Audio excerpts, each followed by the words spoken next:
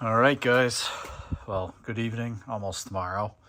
It's now 11:40 something.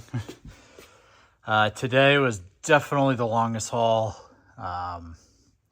Just wanted to make a push to get these things really close to trim ready, and which they are, especially the passenger side. There's definitely still a little bit of detailing, which I'll go over on the driver's side, but sorry for the poor lighting. I'm just over in the other shop and honestly just gassed, so haven't been able to set up some better lighting to look at this. But yeah, here we are.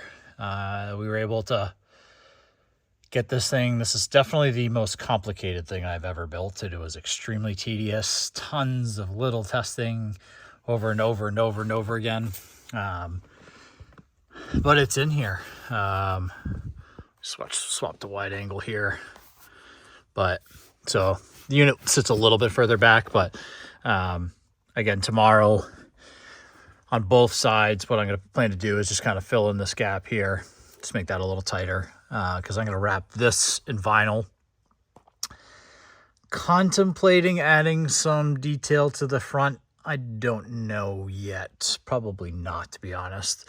Something maybe I'll tackle in the future. I could peel off the vinyl and sand it down and do something, but for now I think I'm just going to keep it nice and clean, vinyl. And then again, my intention is to do kind of a carpeted panel, really from like this point here is just to do a squared off rectangular, basically something that is push fit against the underside, and then that goes flat against to protect it, the vinyl during daily driving. But you guys can barely see it in there, but yeah, I'll pull these out here in a second. But mid base is in there, and sub on the other side. We still got a little bit of room to vent for the AC vents and heat that comes out from over here.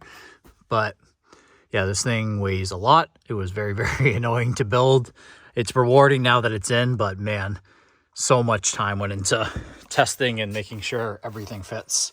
But it actually comes out, I don't know if I can do it one-handed, but it's gotten quite a bit easier to remove since it's been smoothed out. Yeah, I actually can do it with one hand.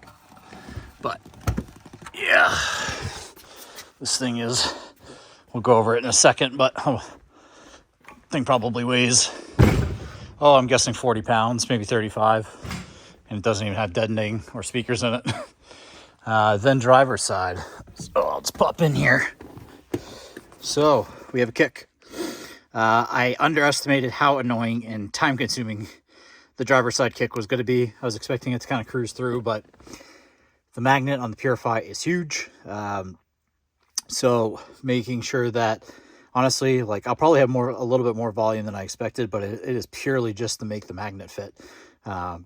Because of there is some angular bracing in the firewall that kind of pushes in the backside of the kick, and in order to get to a comfortable position, basically I only have like a 1/4 inch on the backside of the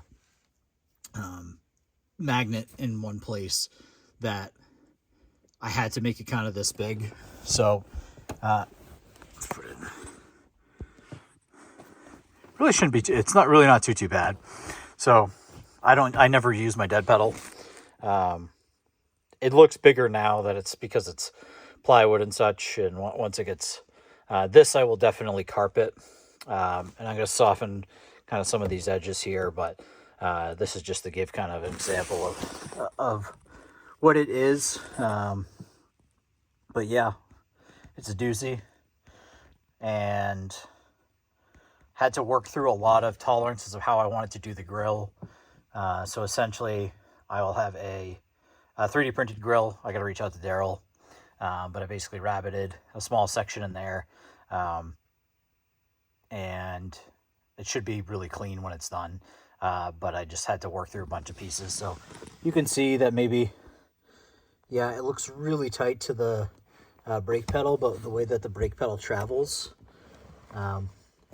moves, it has clearance through all of the motion. So I'm going to still probably soften a little bit, but there's about a 1/2 inch clearance from the side of the pedal bar over to the actual kick. So, but yeah, it's done. So again, yeah, tomorrow, gonna smooth out that transition there. Just tape that off, run some Duraglass in there, and then sand it so it's nice and tight.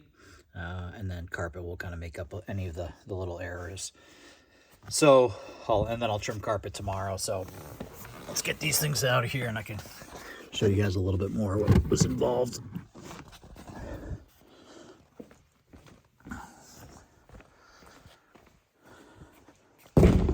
So let me grab my handy dandy stand for the sub side, my roll of tape.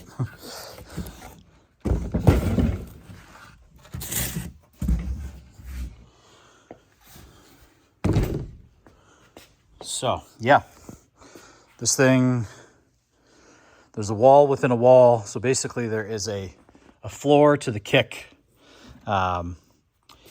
so that I can maximize as much volume. I have no idea what they are yet. I'll measure them tomorrow with some packing peanuts about what volume is. I know that I have like 0.22, 0.23 for the purifies. So just to give you guys a little preview. So yeah, it is real tight. Like you can see how snug that is. I'll do all my riv nuts and stuff tomorrow, but yeah, pretty cool though. I've never seen anybody do anything like this, and I'm really anxious to see. It should do really well. The mid base is really far back, which is a really good thing for how my testing went and frequency response. So I'm pretty excited. It's further back than I was even expecting it to be. And yeah, it should work really well on the sub side. So one thing that is tough to see is that inside of here, there's actually a void underneath where I can stick my whole hand inside of there and kind of fit about 2 fists worth of volume inside of that little, I don't know if I can get that to be any brighter, but on the underside of where the kick is. I think that's pretty necessary in order for me to hit kind of my air requirement for the C10. I am guessing I'm going to be like 0.45-ish, something like that. That's, I think 13 or 14 liters, something like that. But yeah, best tool that I bought for this job, finger sander. This thing was like 40 or 50 bucks.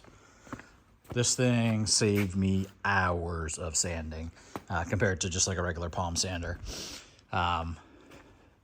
I have a little bit of work, again, just to kind of fine tune a couple of the areas, but the ability to like shape this here, hugely helpful to have the finger sander.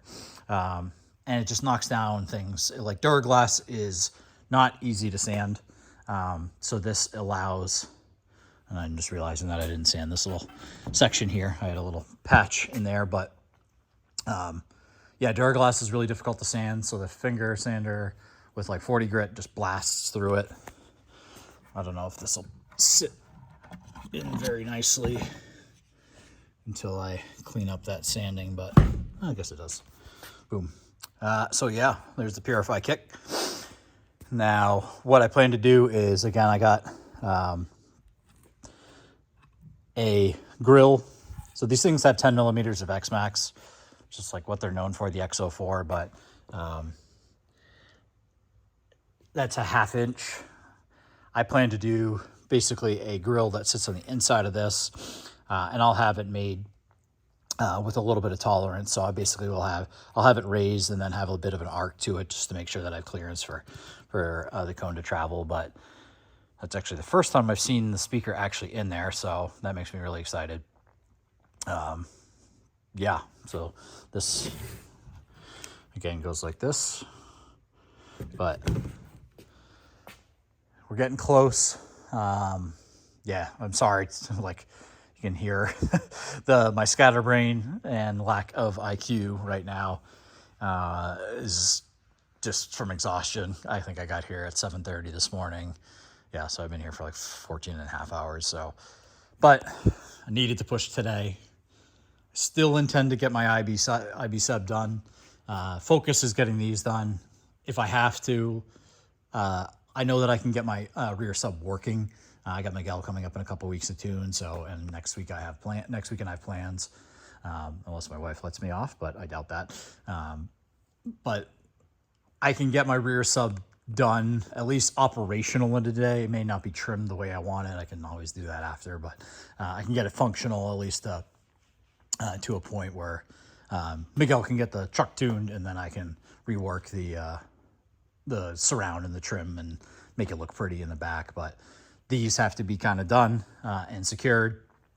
So one thing I didn't talk about was how I was going to secure the front passenger panel. So I got an aluminum plate here, so that will slide under, and I'll be able to bolt that from the inside of the sub, so I can pre-bolt that plate. And then under the carpet, I will put an M6 rib nut here that holds the whole assembly and tucks it into place. It's going to be so friction fit by the time when this gets carpeted on the outside or CCF'd, and I'll be very surprised that even really does much, besides just kind of keeps it in case of an accident. Besides that, the thing's going to press fit so tight. I did on the passenger kick, or on the driver's kick rather. So a little dirty in here, but you can see M6 rivet nut number 1 and M6 rivet nut number 2. That bolts really nicely in place. Again, that thing kind of fits pretty well, but the driver's kick definitely needs the bolts in order to stay tucked up into place. But yeah, that'll be fully carpeted. That's vinyl wrapped on the front, and I'll probably carry the vinyl on top and here, and then just wrap it into the underside of here, and then I'll carpet kind of a band on the outside and put some CCF on the back side. I don't want to add too much, because then it becomes really difficult to get in and out, and it's because it was basically molded to the metal. But I'll add kind of some 3mm CCF around the backside that compresses to almost nothing, so that I'm not too worried about. But yeah, with that said, I'm going to go home and get some sleep. I'll be back here early again. I got my shipment of CNC stuff for the rear sub. It says between 10 and 12 tomorrow. I am hoping, I don't know that I'll have these in the truck by then, but I should be pretty close if I start at 7:30, 8 o'clock again tomorrow. I hope to make the final little adjustments with some fiberglass or with some Duraglass and glazing putty, just to polish them up and get them all ready to trim. And then, yeah, probably, I don't know, hour and a half to trim them up. And then I got to plug wires into them.